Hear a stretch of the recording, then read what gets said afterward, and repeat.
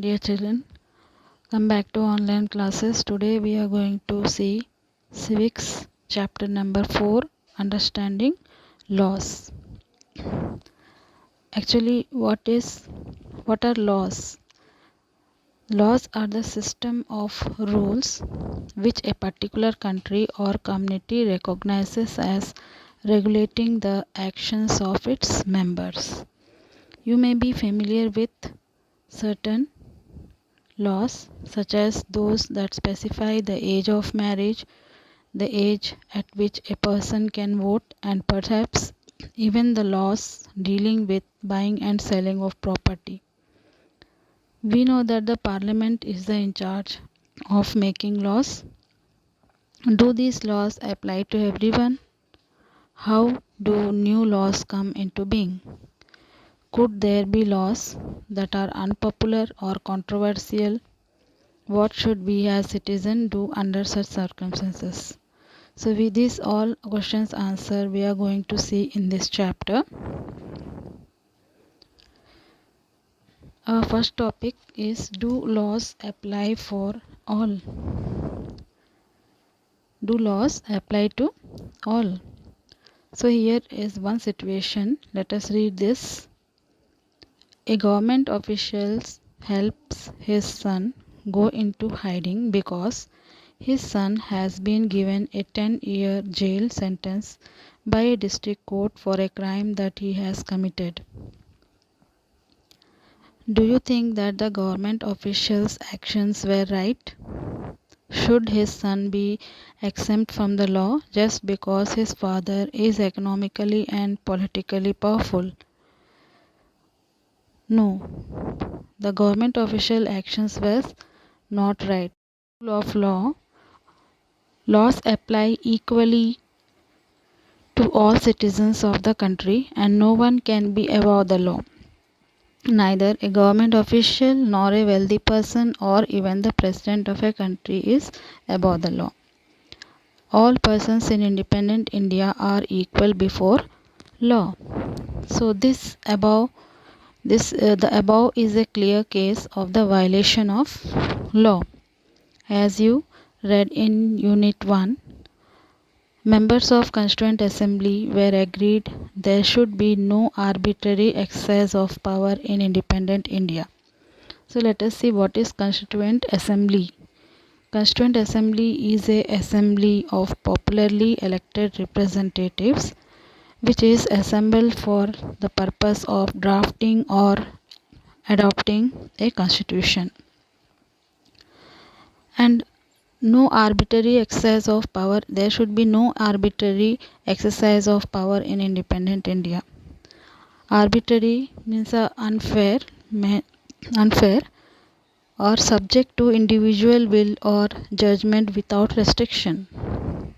They therefore instituted several provisions in the Constitution that would establish the rule of law. The most important of these laws was that all persons in independent India are equal before the law. The law cannot discriminate between persons or the basis of religion, caste or gender. What the rule of law means is that all laws apply equally to all citizens of the country and no one can be above the law. Neither a government official nor a wealthy person nor even the president of a country is above the law. Any crime or violation of law has a specific punishment as well as a process through which the guilt of the person has to be established. But was it always like this? In ancient India, there were innumerable and often overlapping local laws. Different communities enjoyed different degrees of autonomy in administrating these laws. Autonomy here means the right of a group of people to govern itself or to organize its own activities. So different communities enjoyed different degrees of autonomy in administrating these laws among their own.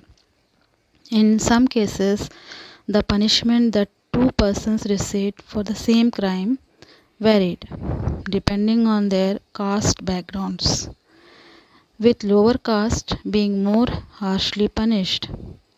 This slowly began to change as this system of law began to further evolve during the colonial period.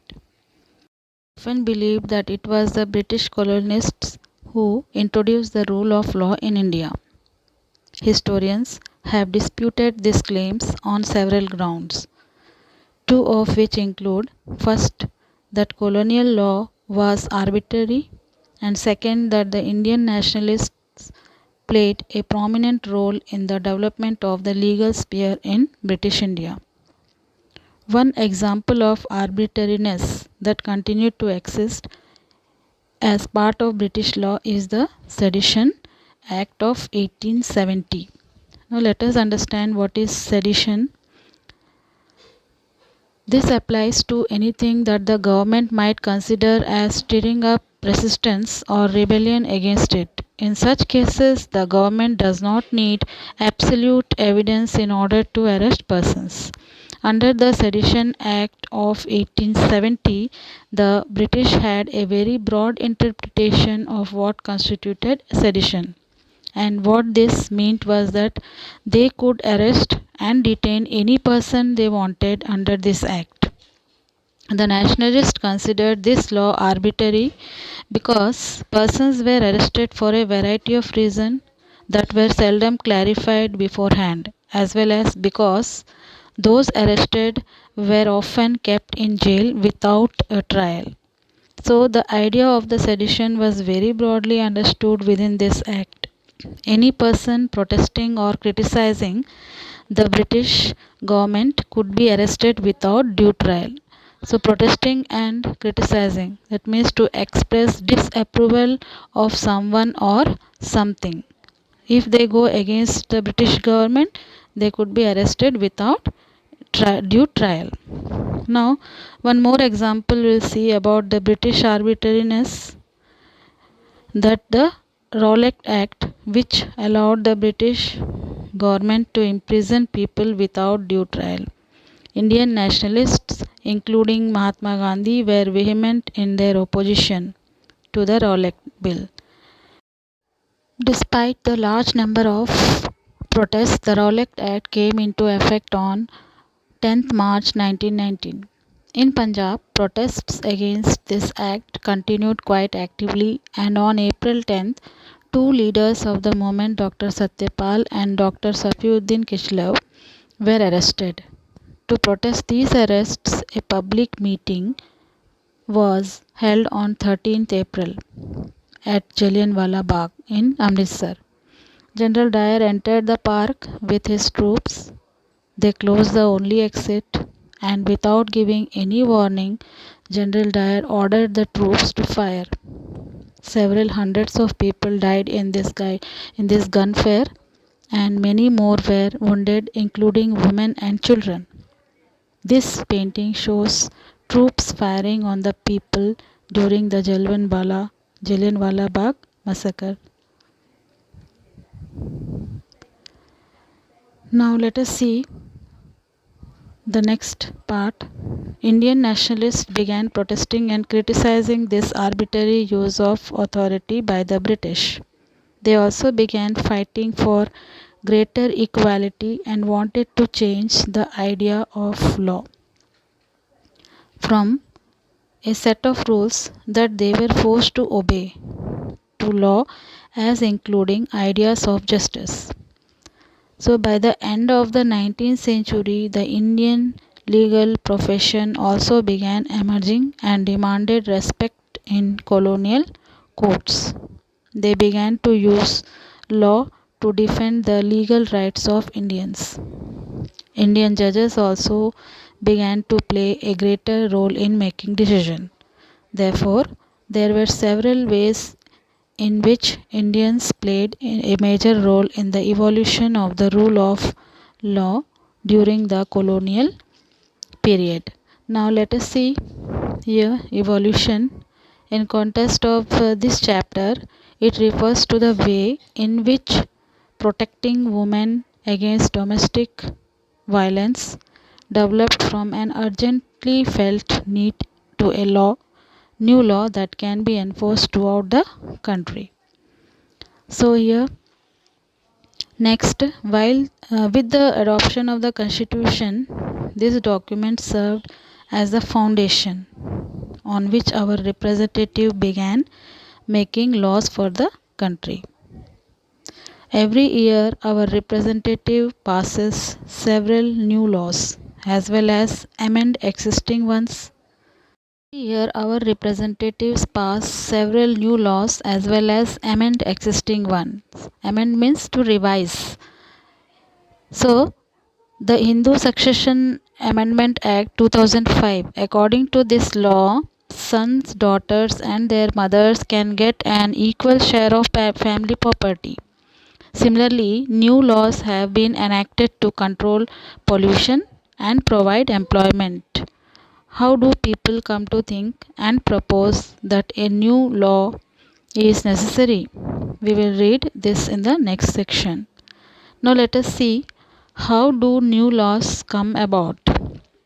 The parliament has an important role in making laws. As we have studied this in previous chapter, there are many ways through which this takes place, and it is often different groups in society that raise the need for a particular law. An important role of parliament is to be sensitive to the problems faced by people. So now let us read the story to understand how issue of domestic violence was brought to the attention of parliament and the process adopted for this issue to become law. This we will read in the story we will see in the next class. Let us see what is domestic violence refers to. Domestic violence. See what is domestic violence refers to. Domestic violence refers to the injury or harm or threat of injury or harm caused by an adult male, usually the husband, against his wife. Injury may be caused by physically beating up the woman or by emotionally abusing her. Abuse of the woman can also include verbal, sexual, and economic abuse.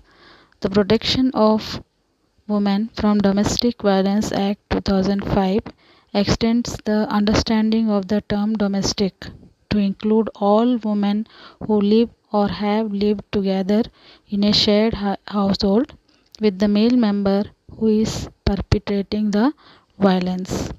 So in the next class we will see the story to understand how the issue of domestic violence was brought to the attention of the parliament and the process adopted for this issue to become a law. Thank you, children.